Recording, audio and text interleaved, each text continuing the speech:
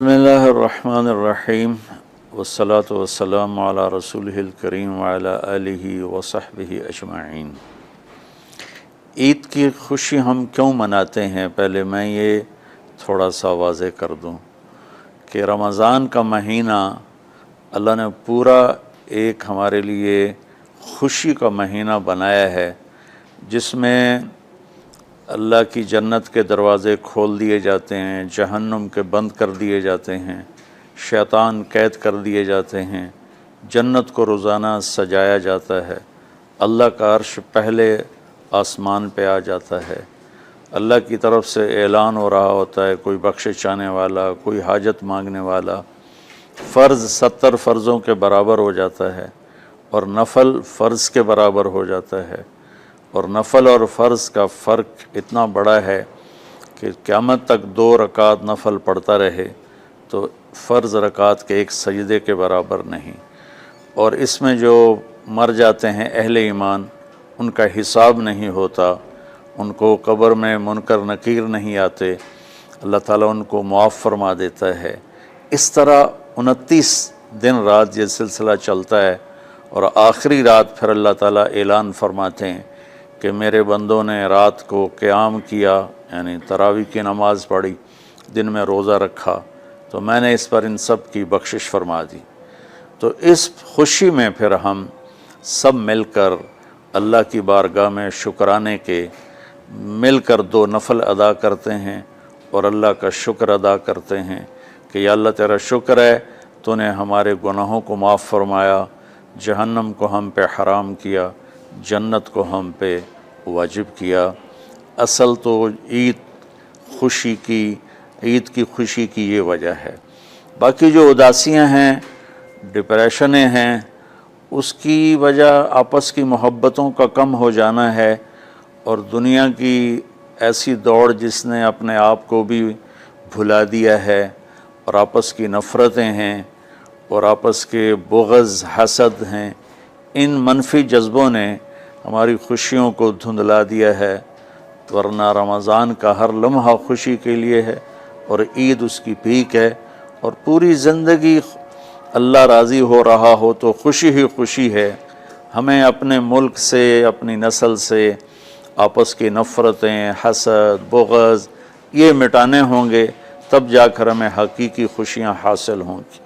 آپ عید کے لیے غسل فرماتے تھے اور اپنے کپڑوں میں سے اچھے کپڑے منتخب فرماتے تھے، اور فجر کی نماز کے بعد آپ اشراق نہیں پڑھتے تھے اس دن، باقی آپ کی ساری زندگی کا معمول تھا کہ فجر کے بعد آپ اشراق پڑھتے تھے، لیکن اس دن آپ اشراق نہیں پڑھتے تھے، غسل فرما کے پھر کچھ کھا کے، کوئی میٹھی چیز، کھجور ہی عام طور پر ہوتی تھی، کھجور کھا کے پھر آپ عیدگاہ کی طرف تشریف لے جاتے تھے، اور پہلے نماز پڑھاتے تھے، پھر خطبہ ہوتا تھا، اور اس کے بعد جس راستے سے آپ جاتے تھے اس راستے کو چھوڑ کر پھر اور راستے سے گھر واپس آتے تھے، پھر وفود سے ملاقات کرتے تھے، سرداروں سے، صحابہ سے ملاقات کرتے تھے، اس میں کچھ کھانوں کا اہتمام بھی ہوتا تھا۔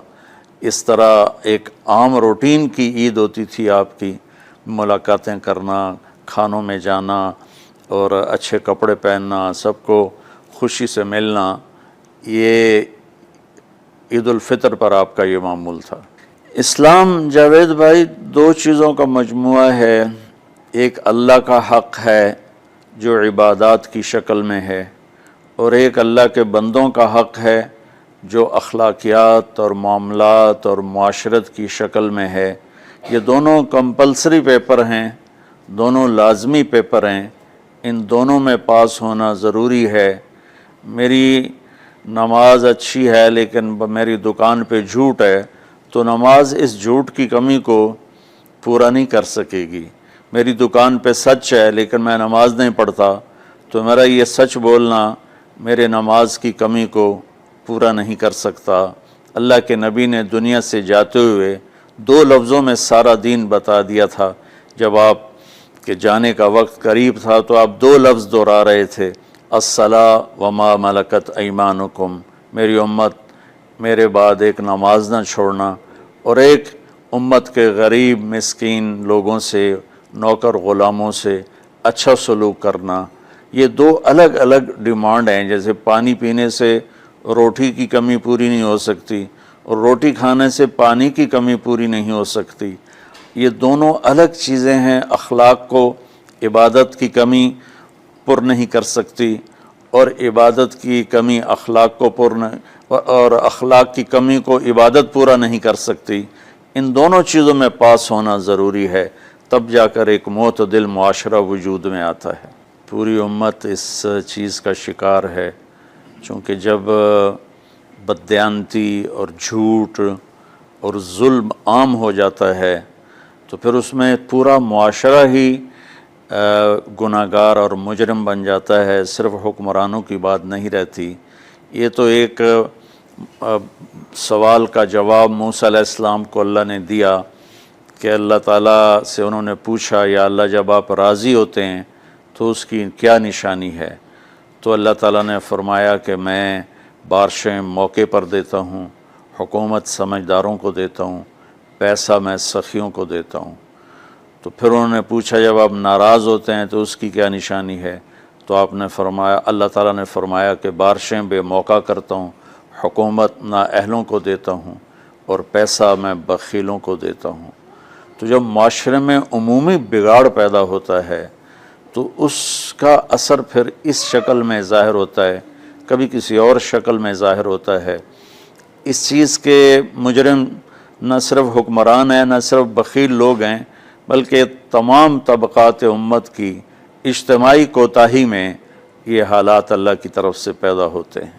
اس میں ہم سارے ہی ایک دوسرے کو مجرم ٹھہرانے کی بجائے اپنے اپنے گریبانوں میں جھانک کر دیکھیں کہ تجھے کیوں فکر ہے اے گل دلے صد چاک بلبل کی، تو اپنے پیرہن کے چاک تو پہلے رفو کر لے، وفی انفسکم افلا تبصرون۔ ہر آدمی اپنے عیب دیکھے، اپنی کمیاں دیکھے اور انہیں دور کرنے کی وہ کوشش کرے، تو پھر ایک خوبصورت معاشرہ تشکیل پا سکتا ہے۔ کہ میں اس عید کے خوشی کے موقع پر اپنی قوم سے ہاتھ جوڑ کے اپیل کروں گا کہ جھوٹ بولنا چھوڑ دیں، دھوکہ دینا چھوڑ دیں اور ظلم کرنا چھوڑ دیں۔ مذہبی نفرت نے ہمیں تباہ کر دیا، سیاسی نفرت نے ہمیں تباہ کر دیا، صوبائی قومی نفرت نے ہمیں تباہ کر دیا، آپس کی رنجشوں کی نفرت نے ہمیں تباہ کر دیا۔ میں ساری قوم کے سامنے جھولی پھیلا کر چاروں صوبوں کے رہنے والوں سے اور ہر مکتب فکر سے متعلق اہل ایمان سے یہ درخواست کرتا ہوں کہ آئیں ہم سچائی کو اپنا ساتھی بنائیں اور دیانتداری سے اپنے آپ کو آراستہ کریں اور انصاف کا ساتھ دیں، نہ ظالم بنیں نہ ظالم کا ساتھ دیں۔ ایک حدیث سنا کے بات ختم کرتے ہیں۔ میرے نبی وضو فرما رہے تھے تو صحابہ آپ کے وضو کا پانی گرنے نہیں دے رہے تھے، نیچے سے لے کر کوئی پی رہا تھا، کوئی منہ پہ مل رہا تھا۔ تو آپ نے فرمایا ما یحملکم علی ھذا، یہ کیا کر رہے ہو؟ وہ کہنے لگے یا رسول اللہ، اللہ اس کے رسول کی محبت میں کر رہے ہیں۔ تو آپ نے فرمایا میں تمہیں بتاتا ہوں اللہ اس کے رسول سے محبت کرنے والا کون ہوتا ہے۔ فَلْيُصْدِقِ الْحَدِيثَ إِذَا حَدَّثَ، اللہ رسول سے محبت کرنے والا وہ ہوتا ہے جو ہمیشہ سچ بولتا ہے۔ فَلْيُؤَدِّ الْأَمَانَةَ إِذَا تُؤْمِنَ، جو ہمیشہ امانت داری سے کام لیتا ہے، کبھی دھوکہ فراڈ نہیں کرتا۔ فَلْيُحْسِنْ جِوَارَ مَنْ جَاوَرَهُ، اور جو ہمیشہ اپنے پڑوسیوں کے ساتھ اچھا سلوک کرتا ہے، پڑوسی اپنے ہوں، غیر ہوں، مسلم ہوں، نان مسلم ہوں، وہ ان کے ساتھ اچھا سلوک کرتا ہے۔ یہ تین نشانیاں ہیں عشق رسول کی۔ یہ تین باتیں میری قوم اپنا لے تو یہ اندھیرے اجالوں میں انشاءاللہ تبدیل ہو جائیں گی۔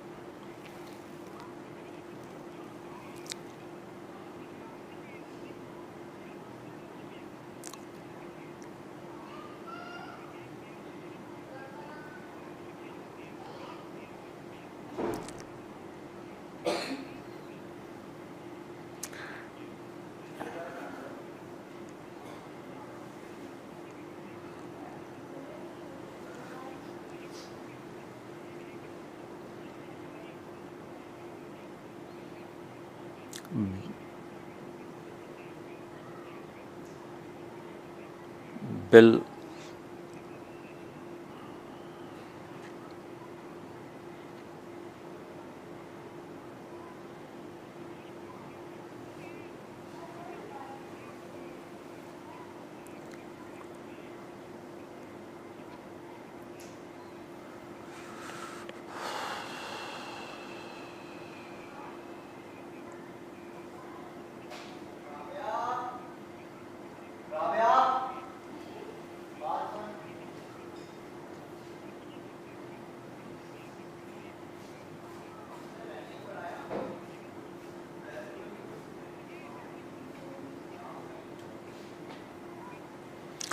امید تو کبھی چھوڑنی نہیں چاہیے.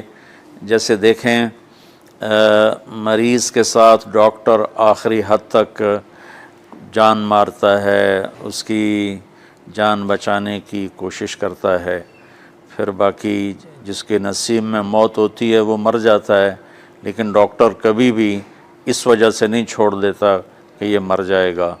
تو ہم اللہ کی رحمت سے بالکل نا امید نہ ہوں، مایوس نہ ہوں. مجھے اللہ کی ذات سے بہت امید ہے. اچھا لباس پہنوں. میں قیمتی نہیں پہنتا ہوں، قیمتی لباس نہیں پہنتا. اچھا وہ کدھر گئی معطا؟ باب ما جاء فی لبس الثیاب للجمال بہا. کپڑے اس لیے پہننا کہ اچھے نظر آئیں، آپ خوبصورت نظر آئیں. سبحان اللہ. ہمارے یہاں پتہ ہے مولوی کے بارے میں کیا تاثر ہے؟ کہ اس کے میلے کپڑے ہوں اور وہ پرانی سائیکل پر چڑھا ہوا، اس کا مڈگارڈ بھی کوئی نہ ہو، اور اس کی بریکیں بھی کوئی نہ ہو، اور وہ پاؤں سے بریک لگاتا ہو. یہ تو ہے مولوی. اور جس کے کپڑے اچھے ہوں، گھر اچھا ہو، سواری اچھی ہو، وہ مولوی ہے ہی. مجھے ایک نوجوان نے پکڑ لیا، تم کیسے مولوی؟ اتنی بڑی بڑی گاڑیوں پہ چڑھتے ہو اور اتنے تمہارے پاس جائیداد ہے، اور مولوی تو سائیکل پہ ہوتے ہیں. یہ انگریز نے تاثر بٹھایا ہماری نسل میں مولوی کے بارے میں. تو میں مہنگے کپڑے نہیں پہنتا ہوں، میں صاف ستھرے کپڑے پہنتا ہوں.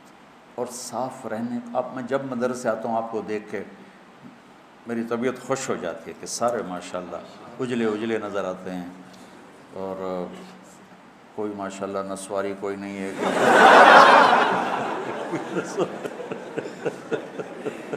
سارے صاف ستھرے خوشبودار، تو اچھے لگتے ہیں. اور خاص طور پر جب آپ گھر جاؤ جن کی شادیاں ہیں، بہت اپنا خیال کرو.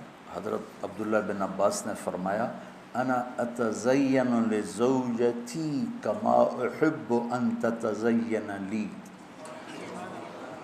حضرت عبداللہ بن عباس نے فرمایا جیسے میں چاہتا ہوں میری بیوی میرے لیے میک اپ کرے، میں بھی اپنی بیوی کے لیے میک اپ کرتا ہوں. اور اللہ کے نبی نے اللہ کے نبی نے واضح فرمایا تزینوا لنسائکم، اپنی بیویوں کے لیے زیب و زینت اختیار کرو. یہ عین دین ہے. اگر اللہ نے دیا ہے تو یہ ایک حدیث ہے کہ ایک صحابی کو بھیجا، وہ گئے ہوئے تھے اونٹ چرانے. ثم ادبر یذهب فی الظہر وعلیہ بردان لہ قد خلقا. وہ جب صحابی واپس، پیچھے لمبی حدیث ہے، صحابی واپس آیا تو 2 پرانی چادریں ان کے اوپر تھیں. فنظر رسول اللہ صلی اللہ علیہ وسلم الیہ فقال اما لہ ثوبان غیر ہذین. تو آپ نے کہا اس کے پاس اور کپڑے کوئی نہیں ہیں، اس نے سے پرانے پہنے ہوئے ہیں. قلت بلا یا رسول اللہ لہ ثوبان فی العیبۃ کسوتہ ایجاہما. میں نے کہا یا رسول اللہ اس کے عیبہ، وہ بیگ کو کہتے ہیں، بیگ عیبہ، یہ چھوٹا بیگ حقیبہ، اس کے بیگ میں ہیں کپڑے 2، میں نے اس کو دیے ہیں. تو قال فادعوہ فمرہ فلیلبسہما. اپنے فرما سے بلاؤ اور اس سے کہو کہ وہ کپڑے پہنے.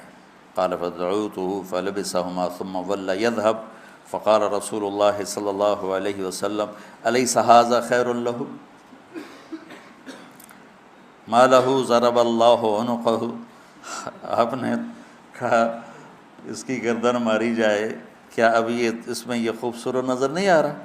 فسمعہ الرجل فقال یا رسول اللہ فی سبیل اللہ۔ آپ نے تو مذاقاً کہا تھا، تو انہوں نے کہا یا رسول اللہ پھر اس کو آپ دعائی دے دیں کہ میری اگر گردن ماری جائے تو اللہ کے راستے میں ماری جائے۔ تو فقال رسول صلی اللہ علیہ وسلم فی سبیل اللہ فقتل الرجل فی سبیل اللہ۔ تو صاف ستھرا رہنا، اچھا رہنا، لوگ آپ کو پسند کریں، آپ کا پہلا تاثر لباس کا ہوتا ہے۔ خاص طور پر جو شادی شدہ لوگ ہیں، اپنے آپ کو آراستہ رکھو، کسی جگہ جانا ہو۔ میرے نبی نے کپڑے الگ رکھے ہوئے تھے وفود سے ملنے کے لیے، تھے کہ نہیں تھے؟ تو یہ تصوف کی لائن سے آئی ہے رہبانیت، کہ وہ حضرت کے تو پیوند لگے ہوتے ہیں اور حضرت تو مٹی کے پیالے میں ہی کھانا کھاتے ہیں۔ بھائی یہ حضرت کی باتیں حضرت کے پاس رکھو، وہ دیکھو جو میرے نبی نے بتایا اور کر کے دکھایا۔ حضرت تو سب کے الگ الگ۔ میں تمہیں سیرت سے جوڑنا چاہتا ہوں۔ اکابر کی عظمت کے بغیر دین مکمل نہیں، یاد رکھو۔ اللہ معاف کرے کہ میں کسی بھی اکابر امت کی توہین کروں، لیکن اکابر امت کتنے بڑے کیوں نہ ہوں، نمونہ صرف نبی کی ذات، آئیڈیل صرف نبی کی ذات۔ لقد کان لکم، پھر آگے فی، سبحان اللہ، ایک لقد پھر لکم اور فی رسول اللہ ہے۔ ایک ہی ہستی ہے جس کے پیچھے چلو گے تو منزل ملے گی، وہ ہیں محمد مصطفیٰ۔ محبتیں بانٹو، محبتیں تقسیم کرو، نفرتوں کی آگ کو بجھاؤ اور اسلام پیش کرو۔ اسلام پیش کرنے کی مثال کیا ہے؟ میں کہتا ہوں بھائی جو 5 وقت نماز پڑھے گا اللہ اس سے جنت میں جگہ عطا فرمائے گا۔ یہ تو ہو گیا اسلام۔ اور مذہب کیا ہے؟ یہاں ہاتھ نہیں باندھنے، یہاں باندھنے ہیں، نہیں یہاں نہیں باندھنے، یہاں باندھنے ہیں، یہ ہو گیا مذہب۔ تو مذہب کی تبلیغ نہیں کرنی، اسلام کی تبلیغ کرنی۔ اپنی ذات کے لحاظ سے میں بار بار دہراتا ہوں کہ میری بات کو کوئی غلط نہ لے جائے، اپنی ذات کے لحاظ سے ہم امام ابو حنیفہ کے فتویٰ کو مانتے ہیں، اور امام ابو حنیفہ کے مذہب کی وہ تعبیر جو اکابر دیوبند نے کی ہے اس کو ہم راجح مانتے ہیں، راجح یعنی زیادہ صحیح مانتے ہیں۔ باقی سب کی عزت کرتے ہیں، سب کا احترام کرتے ہیں، سب کو سلام کرتے ہیں۔ ہمارے اکابر کا حال یہ تھا کہ مولانا اشرف علی تھانوی رحمۃ اللہ علیہ کی مجلس میں کسی نے کہہ دیا احمد رضا خان بریلوی، تو حضرت تھانوی اس پر شدید ناراض ہوئے۔ حضرت تھانوی کے ہاں تو فوری پکڑ ہوتی تھی نا، اتنے بڑے عالم کو اس طرح بے ادبی سے پکارتے۔ ہم تو اپنے اکابر کے ہی سیرت اور اخلاق نہیں جانتے کہ انہوں نے کس طرح سلوک کیے ہیں۔ آج جو ہو رہا ہے وہی ڈھول گلے میں ڈال کے بجائی جا رہے۔ تو وہ ایک جلوس جا رہا تھا، نہیں چلے گی، نہیں چلے گی، نہیں چلے گی، نہیں چلے گی۔ وہ ایک نے کسی سے پوچھ لیا بھائی کس کی نہیں چلے گی؟ کہا مجھے کچھ پتہ نہیں، بس نہیں چلے گی، نہیں چلے گی۔ جو سارے کہہ رہے ہیں نہیں چلے گی، میں کہہ رہا ہوں نہیں چلے گی۔ تو بھائی ایسے نہ بنا۔ آپ نے حضرت ابو ذر غفاری سے فرمایا، ابو ذر الا انبئک بعملین خفیف مؤونتہما عظیم اجرہما والذی نفسی بیدہ لم یأت الثقلان بمثلہما۔ ابو ذر تمہیں 2 کام بتاؤں جو کرنے میں آسان اور اجر میں ان کا وزن بے شمار، اور اس ذات کی قسم جس کے قبضے میں میری جان ہے، قیامت کے دن بہت تھوڑے لوگ ہوں گے جو اس کو لے کر آئیں گے۔ کہ یا رسول اللہ کیا؟ کہ ایک زبان اور ایک اچھے اخلاق، ایک چپ رہنا، السکوت۔ آپ نے کہا سکوت، آپ کا سکوت سے مراد یہ نہیں تھا کہ بات ہی نہ کرو، شر میں تمہاری زبان ساکت ہو جائے، اور اچھے اخلاق۔ ابو ذر رضی اللہ عنہ نے اس حدیث کو ایسے پکڑا کہ اس کے ظاہر کو ایسا پکڑا کہ ایک ایک مہینہ گزر جاتا تھا کسی سے بات نہیں کرتے تھے، ایک ایک مہینہ، اتنی احتیاط فرمائی۔ اور پھر اللہ کے نبی نے کہا کہ میرے صحابہ میں 4 آدمی ایسے ہیں جن سے اللہ پیار کرتا ہے، وَعَلِيٌّ مِّنْهُمْ وَعَلِيٌّ مِّنْهُمْ وَعَلِيٌّ مِّنْهُمْ، آپ نے 3 دفعہ فرمایا، اور علی ان میں سے ہے، اور علی ان میں سے ہے، اور علی ان میں سے ہے۔ تو کون ہے یا رسول اللہ؟ آپ نے کہا علی، سلمان، ابو ذر اور مقداد۔ تو ابو ذر ایسے اوپر گئے کہ اللہ تو سارے ہی صحابہ سے محبت کرتا ہے، وَكُلًّا وَعَدَ اللَّهُ الْحُسْنَى، سب کے لیے جنت کا وعدہ ہے، لیکن یہ 4 کا خاص طور پہ نام لے کر فرمایا، پھر حضرت علی کا نام 3 دفعہ دہرایا اہمیت بیان کرنے کے لیے۔ بچوں، میری یہ زندگی بھر کی نصیحت ہے، صرف اس درس کی نہیں، کہ اپنی زبانوں پہ قابو رکھنا۔ جہاں رشتے قریب کے ہوتے ہیں نا، وہاں زبان پہ قابو پانا مشکل ہوتا ہے۔ کوئی پرایا گالی بھی نکال دے تو آدمی پرواہ نہیں کرتا ہے، اور اپنا اوئے بھی کر دے تو دل پھٹ جاتا ہے۔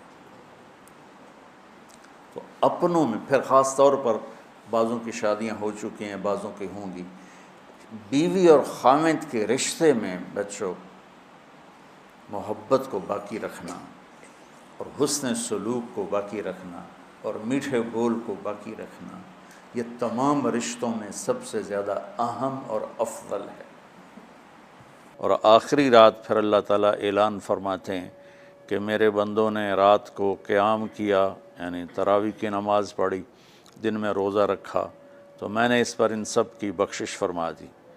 تو اس خوشی میں پھر ہم سب مل کر اللہ کی بارگاہ میں شکرانے کے مل کر 2 نفل ادا کرتے ہیں، اور اللہ کا شکر ادا کرتے ہیں کہ یا اللہ تیرا شکر ہے، تو نے ہمارے گناہوں کو معاف فرمایا، جہنم کو ہم پہ حرام کیا، جنت کو ہم پہ واجب کیا۔ اصل تو عید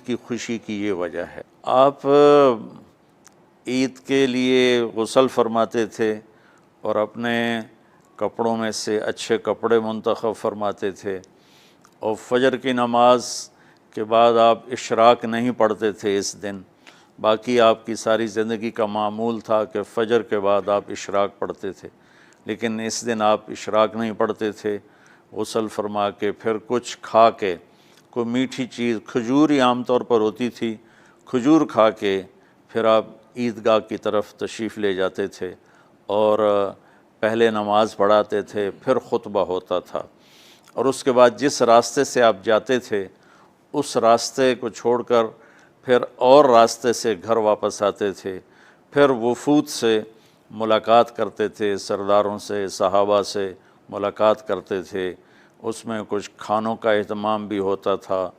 اس طرح ایک عام روٹین کی عید ہوتی تھی آپ کی، ملاقاتیں کرنا، کھانوں میں جانا، اور اچھے کپڑے پہننا، سب کو خوشی سے ملنا، یہ عید الفطر پر آپ کا یہ معمول تھا۔ باقی جو اداسیاں ہیں، ڈپریشنیں ہیں، اس کی وجہ آپس کی محبتوں کا کم ہو جانا ہے، اور دنیا کی ایسی دوڑ جس نے اپنے آپ کو بھی بھلا دیا ہے، اور آپس کی نفرتیں ہیں، اور آپس کے بغض، حسد ہیں، ان منفی جذبوں نے ہماری خوشیوں کو دھندلا دیا ہے، ورنہ رمضان کا ہر لمحہ خوشی کے لیے ہے، اور عید اس کی پیک ہے، اور پوری زندگی اللہ راضی ہو رہا ہو تو خوشی ہی خوشی ہے۔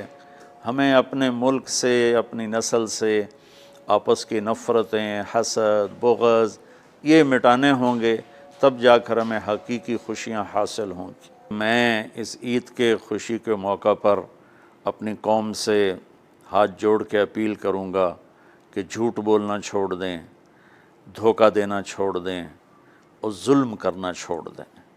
مذہبی نفرت نے ہمیں تباہ کر دیا، سیاسی نفرت نے ہمیں تباہ کر دیا، صوبائی قومی نفرت نے ہمیں تباہ کر دیا۔ آپس کی رنجشوں کی نفرت نے ہمیں تباہ کر دیا۔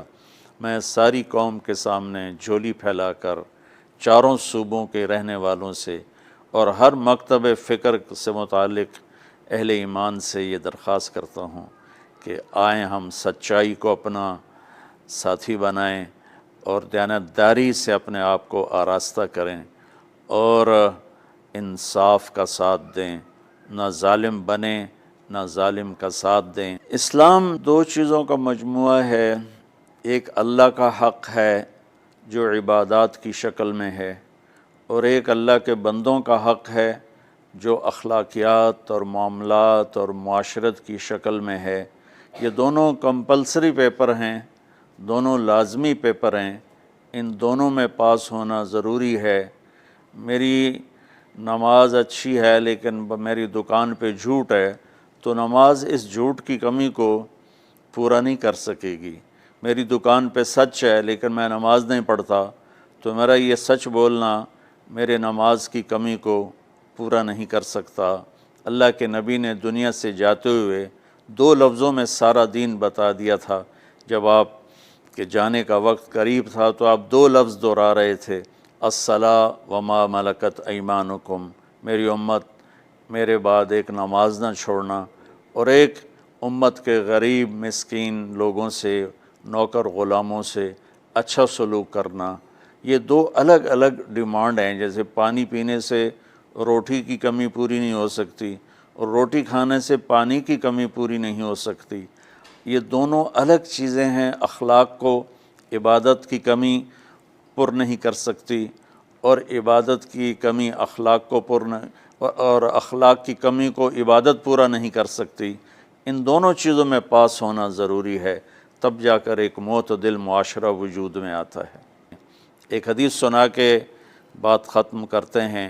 میرے نبی وضو فرما رہے تھے تو صحابہ آپ کے وضو کا پانی گرنے نہیں دے رہے تھے، نیچے سے لے کر کوئی پی رہا تھا، کوئی منہ پہ مل رہا تھا۔ تو آپ نے فرمایا ما یحملکم علی ھذا، یہ کیا کر رہے ہو؟ وہ کہنے لگے یا رسول اللہ، اللہ اس کے رسول کی محبت میں کر رہے ہیں۔ تو آپ نے فرمایا میں تمہیں بتاتا ہوں اللہ اس کے رسول سے محبت کرنے والا کون ہوتا ہے۔ فَلْيُصْدِقِ الْحَدِيثَ إِذَا حَدَّثَ، اللہ رسول سے محبت کرنے والا وہ ہوتا ہے جو ہمیشہ سچ بولتا ہے۔ فَلْيُؤَدِّ الْأَمَانَةَ إِذَا تُؤْمِنَ، جو ہمیشہ امانت داری سے کام لیتا ہے، کبھی دھوکہ فراڈ نہیں کرتا۔ فَلْيُحْسِنْ جِوَارَ مَنْ جَاوَرَهُ، اور جو ہمیشہ اپنے پڑوسیوں کے ساتھ اچھا سلوک کرتا ہے، پڑوسی اپنے ہوں، غیر ہوں، مسلم ہوں، نان مسلم ہوں، وہ ان کے ساتھ اچھا سلوک کرتا ہے۔ یہ تین نشانیاں ہیں عشق رسول کی۔ یہ تین باتیں میری قوم اپنا لے تو یہ اندھیرے اجالوں میں انشاءاللہ تبدیل ہو جائیں گی۔ دنیا کے لیے قانون ہے اللہ تعالیٰ کا کہ جس قوم میں انصاف، دیانتداری اور سچائی ہوگی انہیں اللہ عروج دے گا، وہ مسلم ہو یا نان مسلم ہو۔ اور جن ملکوں میں، قوموں میں بددیانتی ہوگی، ظلم ہوگا، جھوٹ ہوگا، وہ زوال کا شکار ہوں گی۔ ساری ویسٹرن دنیا تو لیڈ نہیں کر رہی، ہمارے جیسے ملک بھی ہیں جہاں یہ ساری چیزیں ہیں تو وہ ہماری طرح ہی ذلیل ہیں اور ہماری طرح ہی وہ خوار ہیں۔ چند ایک ملک ہیں جنہوں نے ان چیزوں کی رعایت کی ہے تو وہ اس وقت لیڈنگ رول میں ہیں، لیڈنگ ماڈل میں ہیں۔ تو دنیا کے لحاظ سے تو یہ قانون ہے کہ سچائی، دیانتداری اور انصاف قوموں کو اونچا لے جائے گا۔ آخرت میں اللہ تعالیٰ نے اعلان کیا ان اللہ لا یغفر ان یشرک بہ ویغفر ما دون ذلک لمن یشاء۔ آخرت میں کامیابی کا آخری فیصلہ ایمان پہ ہوگا کہ اللہ تعالیٰ کا فرمان ہے میں شرک معاف نہیں کروں گا، اس کے علاوہ میں جسے چاہوں معاف کر دوں۔ تو ہماری 52 کے قریب اسلامی ریاستیں ہیں، وہ سب بری طرح اس زوال کا شکار ہیں، جس کی بنیادی وجہ یہ تین ہے جس کو میں بار بار آپ کے سامنے دہرا رہا ہوں۔ السلام علیکم۔